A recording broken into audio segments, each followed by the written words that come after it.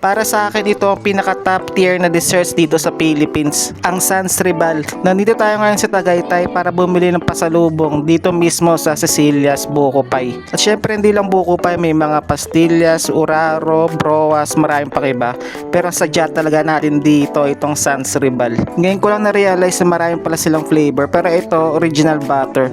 At yung ibang flavor nila, pandan, ube, chocolate. 5 years ago pa yung huling kain ko nito. Naalala ko yung unang kain ko nito, sarap na sarap ako. At walang pinagkaiba sa kain ko ngayon, sarap na sarap pa din ako. Kung sino man nakaimbento ng dessert na to, sobrang deserve niya ng award. Kahit Nobel Peace Prize na award, kahit hindi ko alam ibig sabihin nun. Once na kumain ka ng isa, hindi mo na pipigilan, lalo na pag galing sa ref. Sa savory, ang lechon ang pinakamakasalanan na pagkain. Ito sa dessert. Hindi dahil sa sobrang tamis siya, talagang hindi mo pipigilan. Dapat ito yung pinaka top 1 sa Filipino dessert eh. Sa sarap na ito, kaya kong kumain ng 10 pack ng Sans Ribal ng isang upuan. Tapos nasa emergency room na ako. Yun lang, try nyo na din. Follow for more!